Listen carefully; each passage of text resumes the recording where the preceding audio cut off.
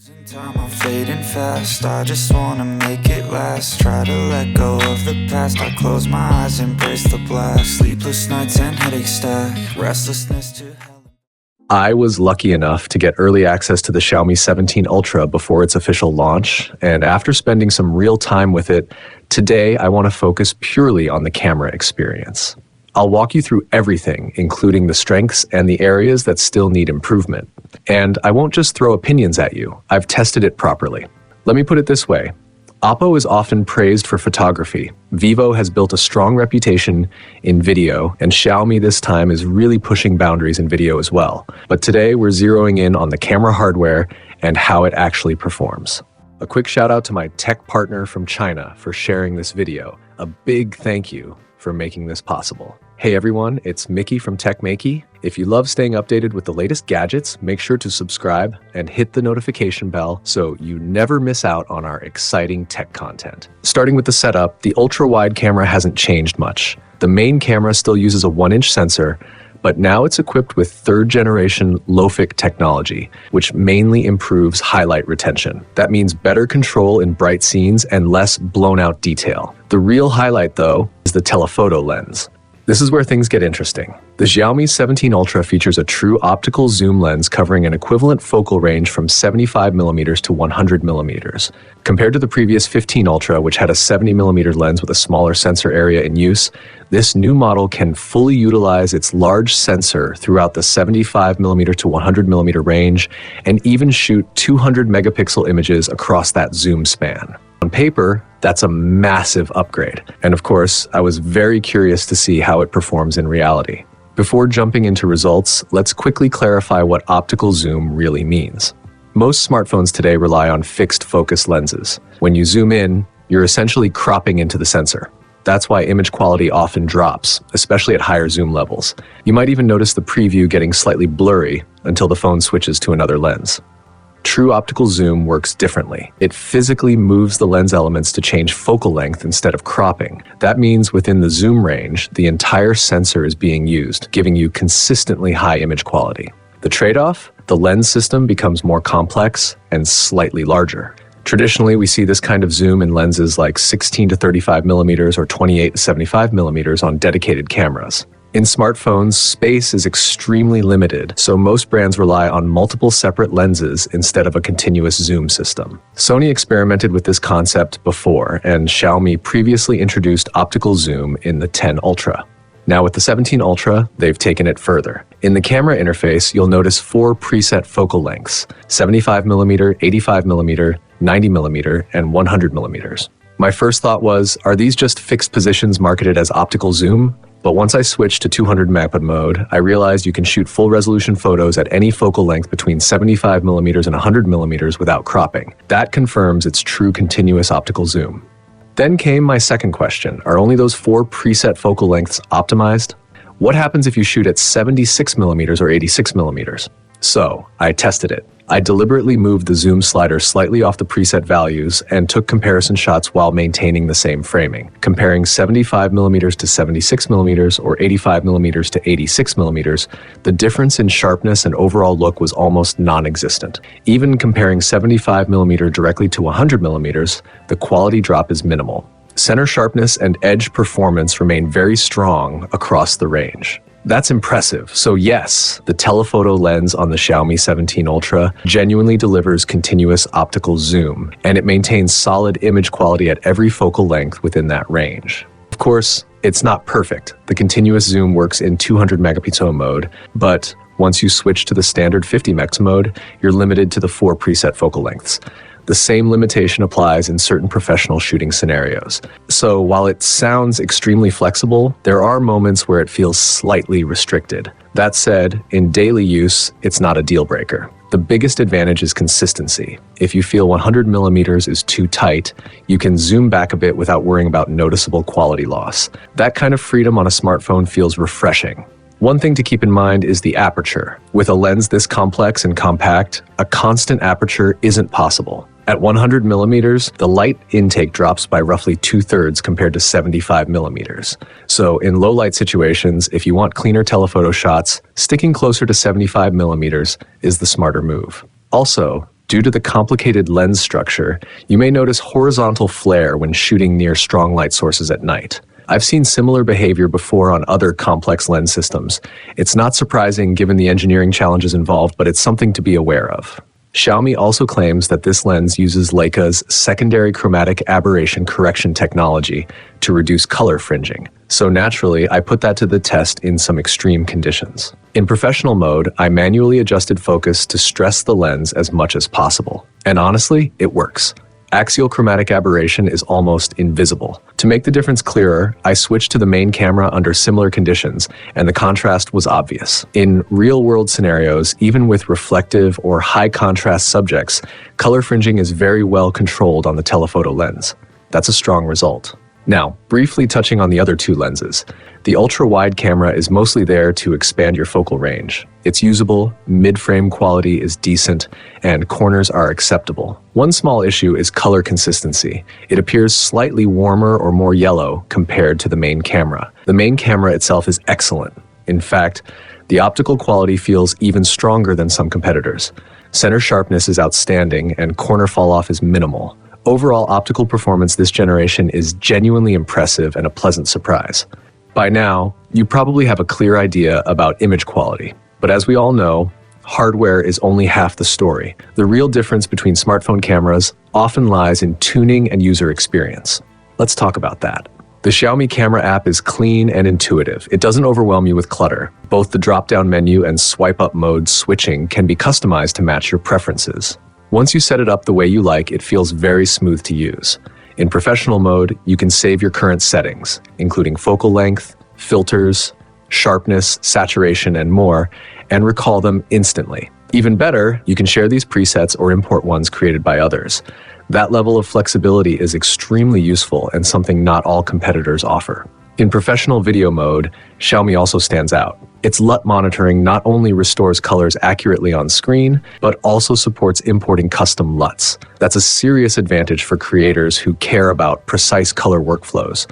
Overall, the shooting experience is versatile and thoughtfully designed. But there are minor compromises. For example, only the main camera supports 50 megapixel Ultra ROM. The other two lenses are limited to 12.5 megapixels in ROM mode, so if you're chasing maximum resolution across all lenses, that's something to keep in mind. All in all, the Xiaomi 17 Ultra's camera system delivers impressive optical innovation, especially with its true continuous optical zoom telephoto lens. It's not flawless, but it pushes smartphone photography forward in a meaningful way, and that's what makes it exciting. There's also a small issue I noticed when shooting at high resolutions. The shutter response feels slightly delayed. After you take a photo and immediately open the gallery, the final image sometimes doesn't perfectly match what you saw right when you pressed the shutter. If you move the camera away too quickly, the framing can end up a bit different from what you expected. It's not a huge problem, but it's noticeable, and I hope Xiaomi addresses it in a future update. Another small limitation is that at high resolutions, you can only use Leica Vivid. Leica Classic isn't available in those modes, which is something to keep in mind. Also, when shooting in 200 megapixel mode, processing takes a few seconds. It's not instant. Interestingly, professional mode also supports 200 megapixels, and in bright lighting conditions, the image quality between 200 megapixel mode and Pro mode is actually very similar. At night, though, 200 megapixel mode uses multi-frame processing to better suppress highlights, while Pro mode delivers comparable detail but with less aggressive highlight control. The result feels more natural and less smartphone-like. Once you understand the strengths of each mode, it's easy to choose depending on what kind of look you want. Overall, the shooting experience on Xiaomi is genuinely impressive. The camera app is clean, straightforward, and logically organized. There's a lot of customization available, and the interface isn't overwhelming. Only a few small details still need polishing, and hopefully firmware updates will gradually smooth those out. Now let's talk about night photography. Thanks to the third-generation LoFic technology, highlight control is excellent. It's very easy to capture attractive night shots in regular mode, which makes it friendly for everyday users. If you prefer a more creative approach, professional mode sticks to a more natural rendering style without aggressively suppressing bright areas. The difference between the two modes is quite obvious, and it's nice that users can choose based on their own taste. For normal night shooting, it performs very reliably. That said, in extremely challenging situations like this particular scene, I tested, the automatic white balance and metering struggled. Even repeatedly tapping on the subject didn't fully correct the exposure. Thankfully, this seems like an isolated scenario. I've already shared the feedback, and it feels like something that can be fixed with optimization. Another detail worth mentioning is Xiaomi's exposure strategy in night mode. It tends to keep ISO relatively conservative. In my testing, ISO rarely exceeded 2000. Instead, the phone prefers to extend shutter speed, sometimes going quite long. For regular users, this can increase the chance of motion blur if your hands aren't steady. So when shooting night scenes with the 17 Ultra, holding the phone as stable as possible is very important. The benefit of this approach is lower noise and better detail retention, as you can see in the samples. Slow shutter, low ISO, and very clean results. Just something to be mindful of. Moving on to portrait mode, the experience here is also solid. The real-time preview is clear and the overall style leans toward a natural look. Personally, I think the tuning is quite pleasing. Even in backlit situations, skin tones are handled nicely. In low light or complicated lighting environments, portraits still look good even without additional fill light. Straight out of the camera, the results are very usable. As for background blur simulation, Xiaomi opts for a softer approach. You could call it creamy. The bokeh effect isn't overly dramatic, but it's smooth and evenly round from the center to the edges. When switching between different bokeh styles, the main difference is the shape rather than changes in optical character. So the simulated optical feel isn't extremely strong, but overall, it's well done and free of major flaws. Depth segmentation is another strong point. Even fine details like hair strands are extracted cleanly in most cases. I took a lot of samples, glare, and errors were rare. In complex scenes with foreground and background elements, the blur transition looks natural, which is honestly one of the highlights of the 17 Ultra's portrait mode. The only issue I ran into was occasional autofocus inconsistency. Most of the time it works perfectly fine, but in a slightly darker environment, even when the eye was clearly recognized in the focus frame, pressing the shutter sometimes resulted in slight misfocus. It doesn't happen often, but since I experienced it, I wanted to mention it. Hopefully, small refinements like this will be improved over time. Besides standard shooting, I also had the chance to try the professional imaging kit. There are a few interesting details here. First, the shutter button design has been updated to feel more like a dedicated camera shutter, which is great news. It adds a bit of ceremony to the shooting experience and makes it genuinely fun to use. There's also an extra dial for exposure control and custom settings. The zoom dial has a slight delay, but if you set it to switch focal lengths, combined with the optical zoom system, it still works quite well. One area that needs improvement is half-press focus behavior. If the camera is already autofocusing on a certain area and you half-press the shutter, it doesn't always respect that focus point and may behave differently. Even in portrait mode, when the eye is clearly detected, half-pressing can sometimes ignore that focus recognition. Anyone who has used a traditional camera will immediately understand why this feels off. Another suggestion is that when navigating deep into settings, half-pressing the shutter should ideally return you to the main shooting interface. That would reduce the need to tap the screen and make the whole grip and shoot experience feel more like using a real camera. These are small things, but they would align the handling more closely with dedicated camera logic. Now let's talk about video. In standard video mode, it still feels very much like typical smartphone footage. However, Xiaomi has added a dedicated LoFic video mode on the main camera, supporting up to 4K 60 FPS. In real-world testing, highlight retention is noticeably better. Bright areas preserve more detail compared to normal mode. The limitation is that this feature is only available on the main camera. Of course, there's also log mode, which supports 4K 60 FPS across all focal lengths, and even 4K 120 FPS log on the main and telephoto lenses. The footage looks impressive for a smartphone.